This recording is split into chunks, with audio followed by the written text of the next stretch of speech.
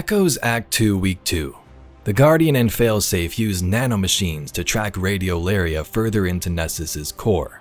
Along the way, we encounter strange Vex truths. Failsafe finds a new pet frog, and the next step is revealed, one that involves a dead Saint-14.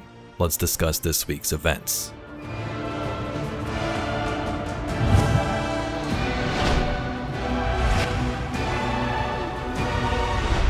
Failsafe begins by discussing our next step. Last week in 2 battlegrounds, we began to traverse toward the center of Nessus, find where the radiolaria was being drained to. Failsafe's plan this week starts off with injecting nanomachines into radiolaria to figure out where it's all going. Greetings, Captain. Ikora briefed me on the Echo of Command. And while we AIs are constantly given commands we cannot refuse, I understand your problem conceptually. I have completed processing the various radiolaria samples you retrieved from Nessus. They contain no traces of abnormalities. Which is a huge disappointment. I was about to euthanize the samples when I realized we could mix nanomachines into the radiolaria and reintroduce it to the planet. The nanomachines will get torn apart, but at least we can track them for a while. Maybe that'll help us figure out what's going on. Tell me when you are prepared, and I will have no choice but to assist you. Kidding. I'd help anyway.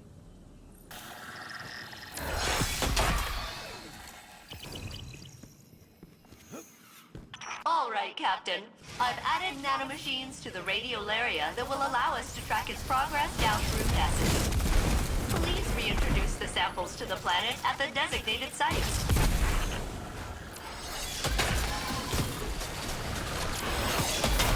And they're off. Tracking. Captain, the radiolaria is being redirected deeper into the core of Nessus.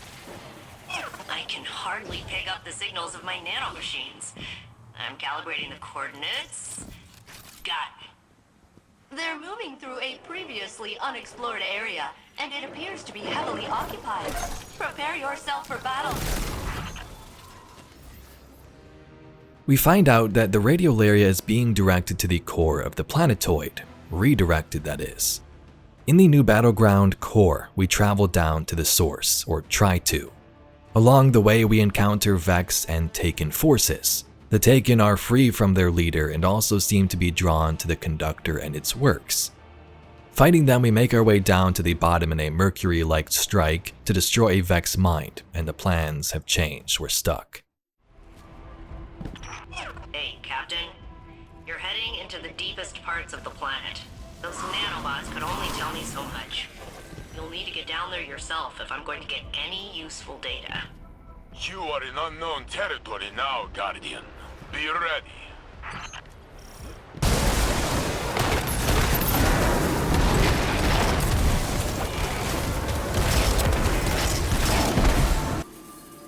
What did the Taken want? Why are they here? Taken are drawn to paracausal forces, and those with immense strength of will. But they're leaderless now. No king, and no witness. And Zebu Arath either doesn't possess the power, or doesn't have the inclination.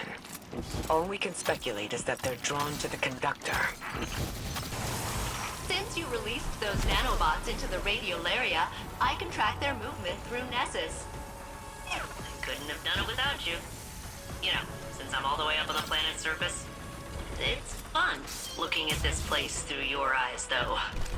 Exploring. Sightseeing. Even after all these centuries, there's a lot of this planet I haven't seen. Thanks, Captain. The Vex mind is mounting a counterattack. This was here the whole time? Failsafe did not know? Failsafe sensors couldn't reach this far beneath the surface of the planet. Now they can, assimilating data. Wow. Wow. Wow. This was here the whole time? Maybe. Or it could be something new. Something the conductor built when they grasped the Echo's power. So, speaking of, those nanobots aren't responding to my signals. There's a pretty high chance the conductor hijacked them. It ends here, Captain. Sorry. It's all right, Failsafe. We can figure out another plan. Return to the helm, Guardian. Failsafe and I will coordinate and find out our next steps. The nanobots stopped listening, so it seems we couldn't make it to the actual core. Ikora tells us a new plan in a bit, but first we head back to Nessus for a little side quest type mission. In Watcher's grave, we recover a research specimen, and it turns out to be a frog from Nessus. Failsafe keeps it as a pet. Captain, I am attempting to locate a particularly interesting research specimen. I will re-engage my detection protocol. Location locked in.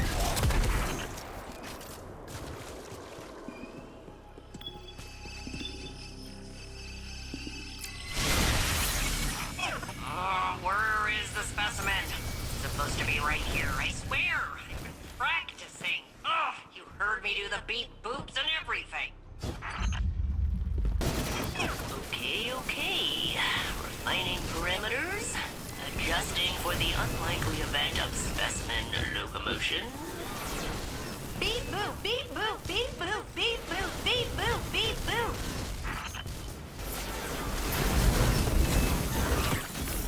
Ha! Gotcha! Captain, the specimen appears to be biological in nature. Which explains how it was able to evade my earlier detection. Clever little thing. Captain, I am analyzing the latest research sample you brought me, and it is a frog! Technically, one of the Nessus proto-amphibians that developed adjacent to the Vex, but yeah, pretty much a frog. I love him! Of course, I don't really know him yet, but he seems likable. I can finally bring my nurturing subroutines online. He should have a name! In honor of my original commanding officer, Captain Jacobson, I will name the frog Captain Jacobson. Don't worry, it's an honorary title. The frog will have no real authority. Oh, this brightens my day, especially after Ikora's concerning response to my theory on how I could locate the conductor.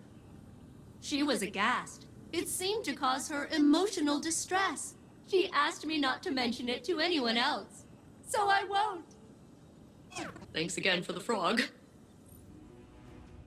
At the tower, Ikora tells us the new plan. Failsafe wants to open a portal straight to the conductor instead of traveling down to the core like we've been trying to do. But to do this, we're going to need tons of knowledge on the Vex, tons of data, and the only place to acquire that? The dead Saint-14 in the Infinite Forest. Guardian, there's something I should discuss with you. Something I'm reluctant to suggest to Saint and Osiris. I think you'll see why. Failsafe believes she could open a portal straight to the conductor. She says she could extrapolate the coordinates by combining the new Vex data you've been collecting with her years of observations of the Nessus Vex. But she would need to compare it against control data gathered from Vex isolated from the Nessus network. She'd need an enormous amount of data, centuries of it, captured with perfect clarity and preserved by the Vex themselves. Our options are limited and dangerous. There is only one accessible database with that kind of fidelity. The mind of Saint-14, the deceased Saint-14, who is still laid to rest in the Infinite Forest. Our future may depend on Saint. Again. So this is a very interesting plot twist. Saint has been struggling with this simulation of himself throughout this episode, and it could get even worse if he finds out about this plan from Ikora. It is kinda smart though. Saint-14 spends centuries fighting the Vex here, so it makes sense that his mind would have a wealth of knowledge about them, enough to formulate a plan and stop the conductor.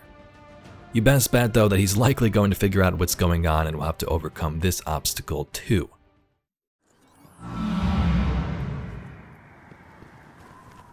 What happened?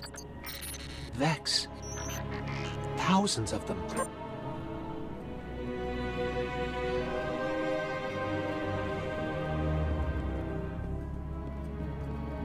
Saint-14's light. It's gone. Rest in peace, my friend. Osiris, I'm so sorry. I think we should leave him here. It looks like the Infinite Forest laid him to rest. Built him a memorial. Did the Vex learn to respect him? I don't think I ever told you this, but Saint-14 was one of the first Guardians I ever met, even before I found you. I always hoped you'd turn out like him. I wasn't disappointed. You were a good friend, Saint. Goodbye. So if Act 2 is like Act 1, we should get the conclusion next week. So will we get a mission that takes us back to the Infinite Forest and Mercury somehow? Maybe a portal allows us in, kind of like the Black Garden missions, just starting right in the Infinite Forest. We get in through the Vex network, or Mercury somehow returns after the defeat of the Witness. Guess we'll see. At the helm in the terminal, Saint speaks about finding himself again. Guardian, since you found me, I have only doubted who I was once. When Mithrax recounted how his people, their children, feared me, it shook me. Osiris says that I am Saint-14. My hands raised the wall. I walked with the Pilgrim Guard. How can I be a shadow of the saint who truly walked the city? When I remember the smells of the streets and the faces that smile. I met you on Mercury as I speak to you now. We fought together. I shattered the Vex for centuries, but I lived where he died. Because we showed the Vex that our fate could not be calculated. Even in simulation, we surprised them, you and I. That is true. The conductor claims I am a man out of time, an approximation of reality. Was I not this already? Hard metal and brittle memory, spark and code 14 times over. Only my heart carried through. I know what it means to find myself again. But the conductor claims had Osiris not created the sundial, had I remained forgotten, Sagira would live still. How could these things be connected? If it is true, I will not take my love from him as well, for it is strong, and he will need it. You would not be afraid. You would know what to do. I am still trying, but I will find myself again. Anyway, Guardians, that's all we got for today's video. Once again, the lore entry for this week is very interesting, and that's going to be the topic for probably a video in the next couple of days. If you'd like to see some more Destiny lore and mysteries just like this, please be sure to subscribe to the channel. I thank you very much for watching, and I'll catch you all in the next video.